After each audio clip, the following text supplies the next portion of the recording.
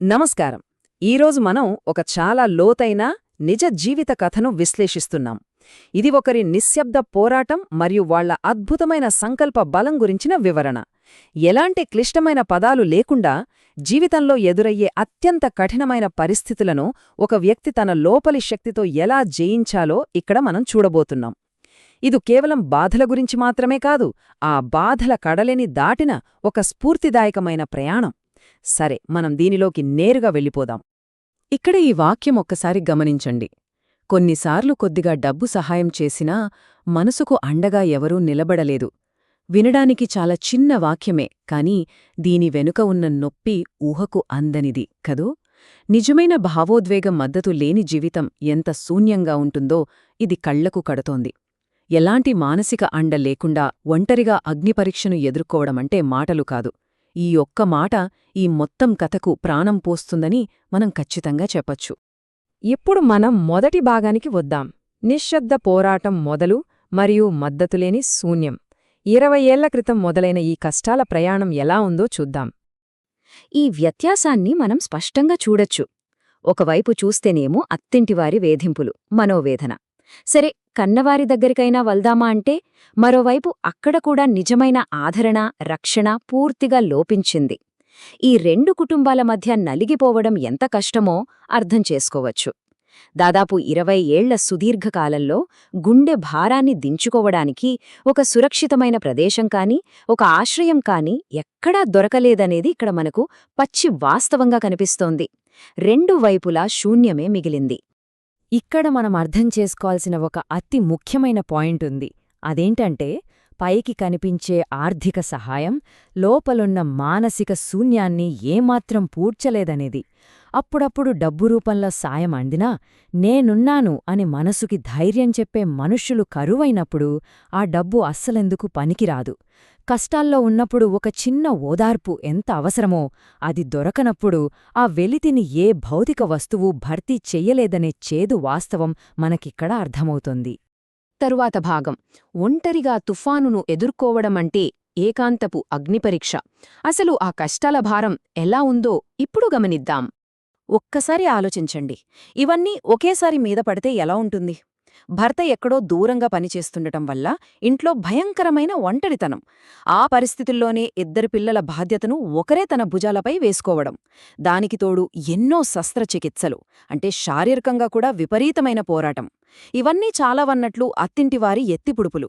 ఒక మనిషి ఒకే సమయంలో ఇన్ని కఠినమైన వాస్తవాలతో పోరాడటమంటే అక్షరాలా ఒక పెద్ద పర్వతాన్ని ఎత్తినంట భారం, అవునా? ఇక్కడే మనుషుల ప్రవర్తన ఎంత కఠినంగా ఉంటుందో మనకు మరింత అర్థమవుతుంది. అత్త, మామ, మరదళ్ళు కనీసం జాలి చూపించటానికి బదులుగా ఈమె బలహీనతను చూసి ఆనందించారని మూలాధారం స్పష్టం చేస్తోంది. అదెంత బాధాకరం కదా! ఇది ఆ ఒంటరితనాన్ని, ఆ వేదనను ఇంకా లోతుకు తీసుకువెళ్ళింది. కష్టాల్లో ఉన్నప్పుడు సానుభూతి చూపకపోయినా పర్వాలేదు, కాని ఇలా ఆనందించడమనేది ఎదుటివారి మానసిక స్థైర్యాన్ని కోలుకోలేకుండా దెబ్బతీసే ఒక క్రూరమైన చర్య. ఇక ఈ కథలో అత్యంత కీలకమైన, స్ఫూర్తిదాయకమైన భాగం విడదీయలేని అంతర్గత శక్తిని కనుగొనడం. అదే ఒక బలమైన లోపలి కోట.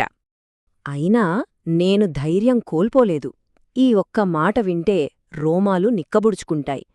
ఇన్ని ఎదురుదెబ్బలు తగిలినా, ఇన్ని అవమానాలు భరించినా, ఇంత ఒంటరితనం చుట్టుముట్టినా సరే ఆ వ్యక్తి తనలోని ధైర్యాన్ని మాత్రం ఏ కోశానా కోల్పోలేదు. ఈ మొత్తం కథలో అతిపెద్ద మలుపు ఇదే. బయట ప్రపంచం నుండి, బంధువుల నుండి ఎలాంటి మద్దతు లేకపోయినా తనలోపలే ఒక బలమైన, పగులుగొట్టలేని అంతర్గత కోటను నిర్మించుకున్నారు. ఇది నిజంగా అపారమైన మానసిక బలానికి, మనం ముందే చెప్పుకున్న ఆ అంతర్గత శక్తికి ఒక అద్భుతమైన నిదర్శనం. ఈ పరిణామక్రమాన్ని మనం స్టెప్ బై స్టెప్ చూద్దాం. మొదటి దశలో ఏమాత్రం వెనక్కి తగ్గకుండా తన జీవితం కోసం అలుపెరగని పోరాటం చేశారు. ఆ తర్వాత రెండవ దశలో ఆ పోరాటానికి ప్రతిఫలంగా పరిస్థితులు కొంచెం కొంచెంగా మెరుగుపడటం మొదలయ్యాయి. కాని మూడవ దశ చాలా ఆశ్చర్యంగా ఉంటుంది చూడండి.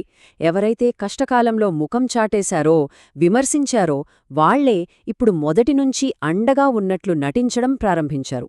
ఒకరి కష్టంతో సాధించిన మనుగడకు బంధువుల కపటత్వానికి మధ్య ఉన్న ఈ భయంకరమైన వ్యత్యాసం ఇక్కడ మనకు స్పష్టంగా కనిపిస్తుంది కదా. ఈ కథ చివర్లో మనం ఆలోచించాల్సిన ఒక లోతైన తాత్విక ముగింపు ఉంది. అదేంటంటే, కర్మ ఎవ్వర్నీ వదిలిపెట్టదు. ప్రతి ఒక్కరూ తమ తమ కర్మ ఫలితాన్ని తప్పకుండా అనుభవించాల్సిందే.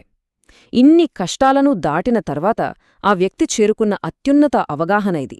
ఎవరికి వారు చేసిన పనుల ఫలితాలను ఈ జీవితంలోనే ఖచ్చితంగా ఎదుర్కోవాల్సిందేనని ఇది చాలా సూటిగా చెబుతోంది. అంతిమ న్యాయం పట్ల ఉన్న లోతైన నమ్మకం ఇందులో మనకు ప్రతిబింబిస్తోంది. ఎవరి కర్మ వారిదే అనే సత్యమిక్కడ బోధపడుతోంది. ఇక మనం ముగింపుకొచ్చేశాం. ఈ మొత్తం విశ్లేషణ మన ముందు ఉంచుతున్న అతి పెద్ద ప్రశ్న ఒకటే. తీవ్రమైన ఒంటరితనం ఆవరించినప్పుడు మనకు నిజమైన ఆశ్రయం బయట దొరుకుతుందా, లేక మనలో మనం నిర్మించుకున్న ఆ విచ్ఛిన్నం కాని అంతర్గత శక్తిలోనే దొరుకుతుందా?